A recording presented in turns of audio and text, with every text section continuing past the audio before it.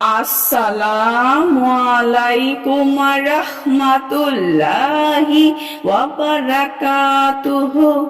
সুপ্রিয় সম্মানিত দর্শক ও শ্রোতা, আশা করি মহান রব্বুল আলামিনের দয়ায় আপনারা সকলেই ভালো আছেন। সুপ্রিয় সম্মানিত দর্শক ও শ্রোতা, আজকে এমন একটি ঘটনা বর্ণনা করব যেই ঘটনাটি আপনারা না শুনলেই নয়। ঘটনার শিরোনাম হচ্ছে ক্ষমা একটি মহৎ গুণ। সুপ্রিয় সম্মানিত দর্শক ও শ্রোতা, আপনাদের নিকট অনুরোধ থাকবে ঘটনাটি শেষ পর্যন্ত শোনার। এক ব্যক্তি হযরত আবু বকর রাদিয়াল্লাহু তাআলা আনহুকে খুব আশানীল ও শ্রুতিকটু কথা বলতে লাগলো, এমনকি এক পর্যায়ে গালিগালাজ শুরু করলো। আবু বকর রাদিয়াল্লাহু তাআলা আনহু তার কথার কোনো জবাব না দিয়ে চুপ থাকলেন। তখন রাসূল সাল্লাল্লাহু আলাইহি ওয়াসাল্লাম আবু বকর রাদিয়াল্লাহু তাআলা আনহুর পাশে বসেছিলেন। তিনি এই দৃশ্য দেখছিলেন আর সিদ্দিকে আকবরের নীরবতায় খুশি হয়ে মৃদু হাসছিলেন।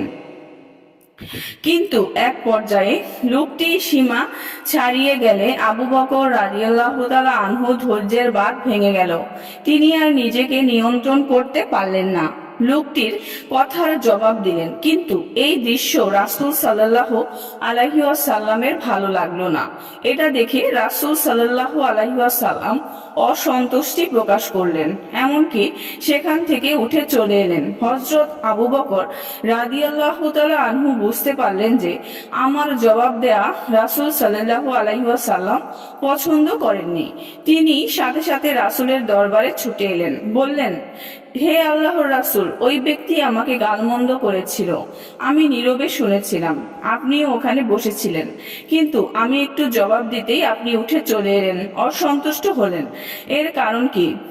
রাসূল সাল্লাল্লাহু আলাইহি ওয়াসাল্লাম বললেন, তোমরা দুজন আর আমি ছাড়াও ওখানে আরো একজন উপস্থিত ছিলেন, আর তিনি হলেন ফেরেশতা। তুমি যতক্ষণ চুপ ছিলে ততক্ষণ ওই ফেরেশতা তোমার হয়ে তার কথার জবাব দিচ্ছিলেন, কিন্তু যখন তুমি নিজের দায়িত্ব নিজেই নিয়ে নিলে, তার কথার জবাব দেওয়া শুরু করলে, তখন ওখানে শয়তান চলে এলো এবং ওই ফেরেশতা ওখান থেকে চলে গেলেন। আর শয়তানের উপস্থিতি এবং ফেরেশতার অনুপস্থিতি হওয়াতে আমিও চলে এলাম। তারপর রাসূল সাল্লাল্লাহু আলাইহি ওয়াসাল্লাম হযরত আবু বকর রাদিয়াল্লাহু তাআলা আনহুকে বললেন, আবু বকর, তিনটি বিষয়ে বিশুদ্ধতার ব্যাপারে কোনো সন্দেহের অবকাশ নেই। বিষয় তিনটি হলো: নম্বর 1, প্রথমজন হলেন ওই ব্যক্তি যে জুলুমের শিকার, কিন্তু সে আল্লাহর সন্তুষ্টির জন্য চুপ থাকে, ফলে তখন আল্লাহ তাআলা তার পক্ষ থেকে তাকে সাহায্য করে সম্মান দান করে।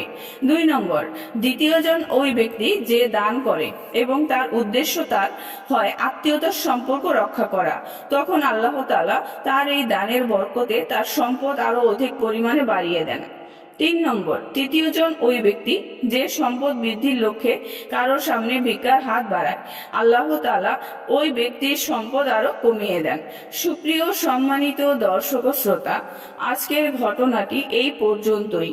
ঘটনাটি যদি ভালো লেগে থাকে অবশ্যই চ্যানেলটি সাবস্ক্রাইব করবেন, লাইক করবেন, কমেন্ট করবেন এবং বেশি বেশি শেয়ার করে দিবেন।